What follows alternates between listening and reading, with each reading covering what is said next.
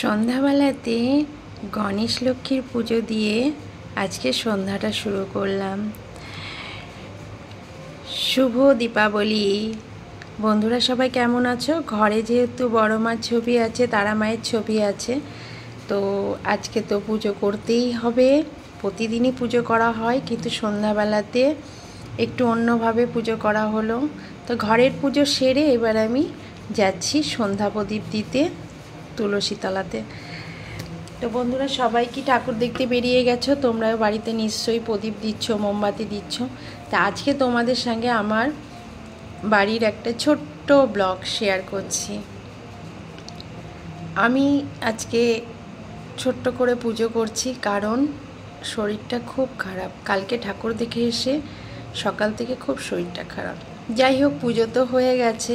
এদিকে একে একে সব কিছু কমপ্লিট করার পরে এবার ধুনুচি নিয়ে আমি পুরো বাড়িটা একটু ঘুরে ঘুরে ধোঁয়াটা দিয়ে দেব।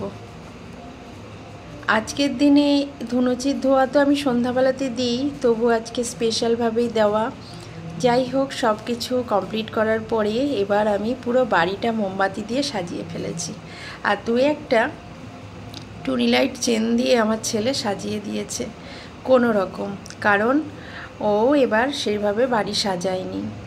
যাই হোক, যেটুকুই সাজিয়েছে তোমাদের সাথে শেয়ার করলাম। তো মোমবাতি দেওয়াটা কেমন হয়েছে অবশ্যই কিন্তু জানিও। আমার ছোট্ট একটা হাউস, ছোট্ট একটা বাড়ি, সেই বাড়িটাকে আজকে আলোয় সজ্জা করে ফেলেছি। তো এই আলোকসজ্জাতে আমার বাড়ি কেমন লাগছে বলো। সব কিছু কমপ্লিট তো হয়ে গেছে, চলে এসেছি ছাদে। ছাদে এসেছি একটা কারণে, চলো। আমার ছোটোবেলা থেকে ইচ্ছা আমি এই বাজিটা কিন্তু পোড়াই। তো তোমরাও দেখো আমি তারাবাজি কিভাবে পোড়াই। এটা যখন আমি পোড়াই আমি ভীষণ যেন বাচ্চা হয়ে যাই। না বাচ্চা হই না, মনের দিক থেকে বাচ্চা হয়ে যায়।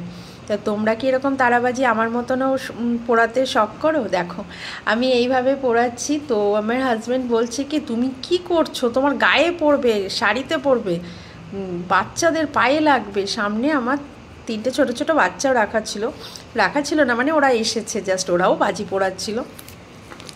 যাই হোক, আমি ভীষণ খুশি হয়ে যাই যখন আমি এই তারাবাজিগুলো পোড়াই। কেমন লাগছে তারাবাজিগুলো গো? আমার তো খুব ভালো লাগছিল তখন। সারাদিন শরীর খারাপ, মাথা যন্ত্রণা, তবুও এই সময় যেন আমি আনন্দে একদম উৎফুল্ল হয়ে গেছি, কারণ আমাকে বাজি পোড়াতে হবে। আর অনেক কষ্ট করে বাড়িটা সাজানো গোছানোর পরে একটু তো আনন্দ হয় না।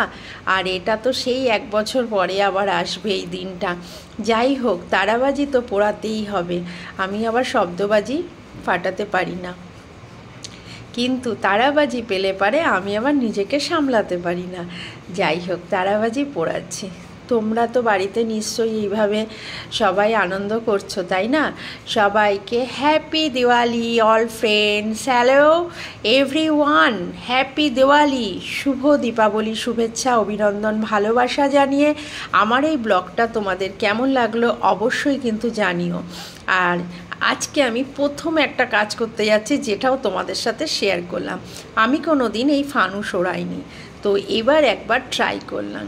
আমি জানি না এটা কিভাবে ওড়াতে হয়, তো বললো একটা কর্পূরে ধরাতে। অনেকক্ষণ হাত ধরেই রয়েছি, গ্যাসটা ভর্তি হচ্ছে না বলে আমার হাত ব্যথা হয়ে যাচ্ছে। তাই আমি বারবার বলছি, আর কতক্ষণ দাঁড় করিয়ে রাখবে আমাকে এইভাবে? মনে হচ্ছে আমাকে পানিশমেন্ট দিয়েছে, হাত উঁচু করে দাঁড়িয়ে রয়েছি, ভীষণ ব্যথা করছে হাতটা। এইবার হয়ে গেছে, অবশেষে যাচ্ছে ফানুস। এই দেখো যাচ্ছে, কিন্তু বেশি দূর যাওয়ার পরে আমার বাড়িতে একটা আছে নারকেল গাছ, সেই নারকেল গাছে গিয়ে ফানুসটা আটকে গেল। তাই এখন আর কি করা যাবে, ফার্স্ট টাইম আটকে গেছে। হয়তো আমি এটা পারিনি ওড়াতে, তোমরা কিন্তু এইভাবে উড়িও না, ফাঁকা জায়গাতে গিয়ে ফানুস উড়িও, ঠিক আছে? কেমন লাগলো আজকের ব্লগটা অবশ্যই কিন্তু জানিও। হ্যাপি দিওয়ালি, সবাই ভালো থেকো, সুস্থ থেকো।